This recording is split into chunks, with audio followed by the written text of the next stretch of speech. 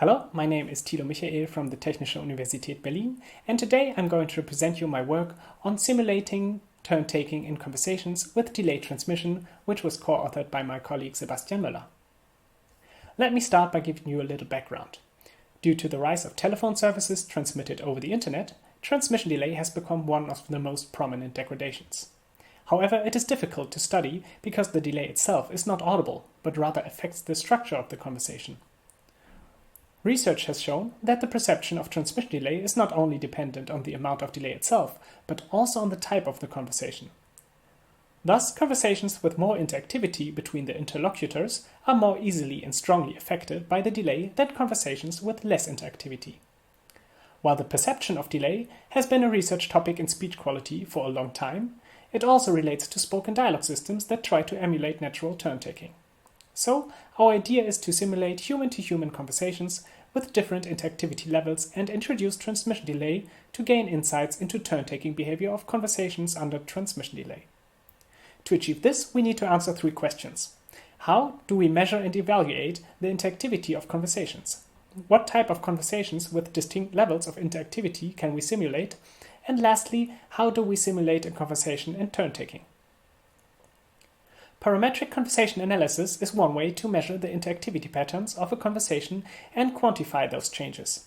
It is based on a four-state model, where each part of the conversation is either marked as speaker A, where only person A is speaking, speaker B, where only person B is speaking, mutual silence, where neither A nor B are speaking, and double talk, where A and B are speaking at the same time.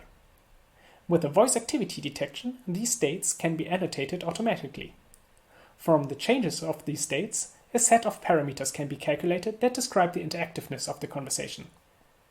The state probability describes what percentage of the conversation was in any given state. The sojourn times measure how long the conversation sojourned in those states. The speaker alternation rate counts how often per minute the states as A and as B alternate, either via double talk or via mutual silence. The interruption rate measures how often these alternations occur with the transit state double talk only. There are also parameters calculated especially for delayed conversations. The intended and unintended interruption rate use the time shift to figure out how many interruptions were intended and how many were a result of the transmission delay. Now that we defined how to evaluate the interactivity of the conversations, let us look at the types of conversations to simulate. While natural unguided conversations result in the most realistic interactions, they are difficult to produce in laboratory conditions. The International Telecommunications Union, ITUT, standardized a variety of conversation tests with distinct levels of interactivity. A conversation test with a rather low interactivity is the short conversation test, or SCT for short, where the participants carry out everyday telephone conversations, in this case ordering a pizza. Person A and person B each get a complementing set of information that they have to exchange. While the resulting conversations follow the same structure, they still incite natural conversation behavior. A second standardized conversation test is the random number verification test, or RNV for short, where the participants have to read rows of numbers to each other and circle the numbers that differ between the sheets of person A and person B. The resulting conversations have a high interactivity. We transcribed and annotated 20 conversations of each style to use them as our baseline data for the simulation. The simulation itself is created as two connected spoken dialogue systems in an incremental environment. Here you can see one side of the simulation. Important for the turn-taking decisions are the end-of-turn prediction module and the audio dispatcher. The end-of-turn prediction module predicts how long the current turn will last, while the audio dispatcher allows for fine control over the speech output of the agent. The speech signal is routed through a simulated network that is able to add transmission delay. On the other side of the network, a similar agent is connected that performs the other half of the conversation. For a simple turn-taking mechanism, we extracted the duration of turn switches and pauses relative to the end of the previous utterance from the data.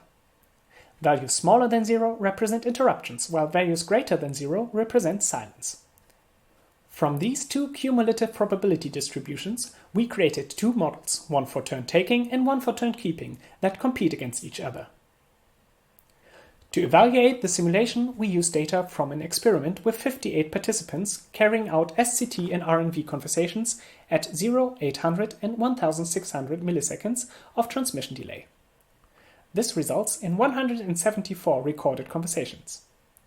We simulated 100 SCT and 100 RNV conversations at 0, 800, and 1600 milliseconds delay, which results in 600 simulated conversations overall.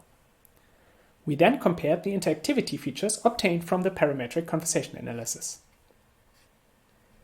In these two graphs, we plotted the speaker alternation rate of the SCT conversations on the left and the RNV conversations on the right.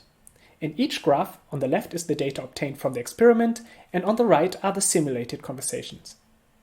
The different colors represent the amount of transmission delay added. When comparing the two scenarios with each other, we can see that the RNV conversations have a higher speaker alternation rate. The speaker alternation rate of both scenarios decreases with increasing delay levels. However, the random number verification conversations are much more affected by the transmission delay than the short conversation tests. In both cases, the simulation is able to reproduce the different interactivity levels between SCT and RNV conversations. While the simulation matches the decrease in speaker alternation rate at 800 milliseconds, it does not match the further decrease at 1600 milliseconds. This may be due to a change in turn-taking behavior of humans that the simulation does not model. When we now look at the unintended interruption rate, we can see that the simulation is also able to model the differences between SCT and RNV conversations, with the unintended interruption rate being a bit too high in the simulations. Again, a mismatch between experiments and simulation can be seen at 1600 milliseconds delay. In conclusion, the simulation is able to reproduce the differences of interactivity between the two conversation types. The simulation also shows the changes in interactivity at medium levels of transmission delay. For high levels of delay, humans seem to be adapting their behavior, which is not captured by the simulations. In future work, we will investigate these adaptations and include more levels of delay to get a finer resolution on these changes. We also plan to adapt our simulation to work with real transmission networks. Thank you for watching my talk, and I would be happy to answer any of your questions.